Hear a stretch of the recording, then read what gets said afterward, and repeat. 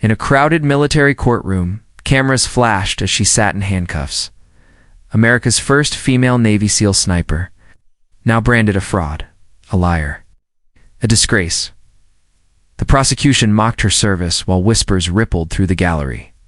She did not respond. She sat perfectly still as her career collapsed in front of strangers who had already decided her fate. The judge allowed it to continue. Her humiliation dragged on, her medals questioned, her name dismantled piece by piece. Then the sound changed, heavy. Footsteps echoed from beyond the courtroom doors. The doors swung open, and the room froze. Before we continue, tell us one thing. From which city in the world are you watching today? And if you want more military stories that honor those who serve in silence, consider subscribing. The military courtroom at Naval Base San Diego felt suffocating despite its high ceilings and tall windows. Morning sunlight cut through the glass, in sharp angles, illuminating the polished floor where Lieutenant Commander Severine Blackwood sat at the defense table. Military police had just removed her handcuffs. Faint red marks circled her wrists. She did not acknowledge them. Her dark blue dress uniform was perfectly pressed, marked with surprisingly few ribbons for someone accused of legendary service. A thin scar traced from her left temple to her jawline, a reminder of battles she could never speak about. Her hair was pulled back with regulation precision. Her hazel eyes stared forward, revealing nothing. Behind her, the gallery was packed. Senior officers filled the front rows, their chests heavy with medals earned over decades. Behind them sat journalists, pens ready, hungry for a scandal that blended military secrecy with public outrage. 3 weeks earlier, San Diego Union Tribune had labeled her a SEAL imposter on its front page. The room hummed with whispers and camera clicks at the prosecution table. Commander Richard Westlake arranged his files with careful precision. Every movement was deliberate, confident. Final 3 junior JAG officers flanked him. Whispering strategy, he glanced at Severine with thinly veiled contempt.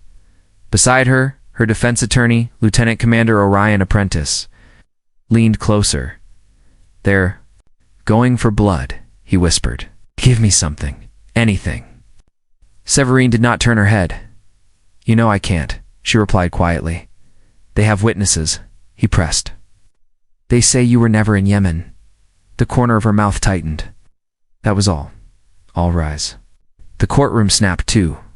Attention as Captain Lyell entered.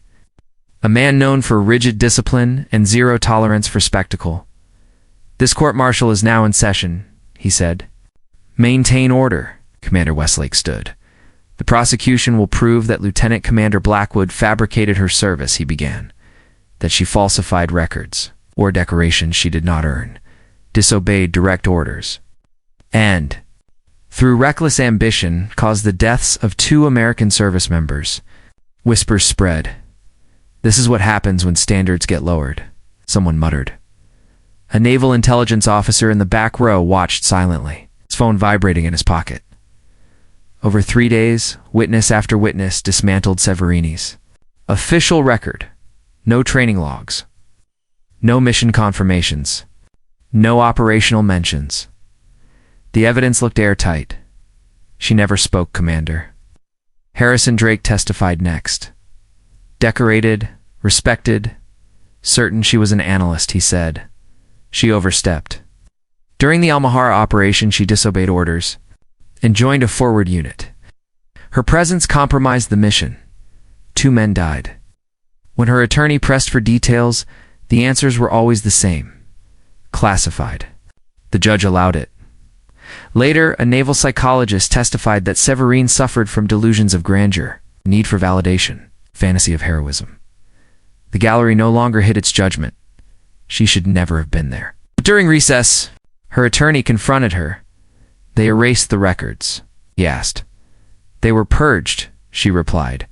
"That's impossible. You're asking the wrong question," she said calmly. "Ask who benefits if I'm destroyed." On the final day, the courtroom buzzed with anticipation. Media presence doubled. Rumors spread. Chief Petty Officer Talon Riker took the stand. At no point, the prosecutor said, Did Lieutenant Commander Blackwood participate in the extraction? Before Riker could answer, the doors slammed open. Security officers entered. First, then silence fell. Admiral Allor Kingston stepped inside. Chief of Naval Operations. For stars. Absolute authority. Captain Lyell stood automatically. Admiral. She did not look at him. She walked straight to Severine. Severine rose to attention. Without thinking, the Admiral stopped inches from her, then raised her hand in a perfect salute. The courtroom held its breath. Severine returned it. The President sends his regards, Admiral Kingston said. Operation Shadowfall remains classified, but these proceedings are suspended. She handed the judge an executive order. Lieutenant Commander Blackwood is reassigned effective immediately. The prosecutor stood in panic. Your clearance is revoked, Kingston said coldly. Escort him. Military police moved in. Gasps filled the room. This tribunal was based on falsified evidence, the Admiral continued. The operation rescued 17 hostages, including American citizens. Her Silver Star was earned under fire. Her attorney finally understood. Severine had stayed silent because silence was the mission. You're needed at the Pentagon, Kingston said. A helicopter is waiting. They walked out together as chaos erupted behind them. At the door, the Admiral turned back once. Our greatest heroes often cannot defend themselves, she said. Remember that before you question someone's service. Outside, reporters shouted. Neither woman looked back.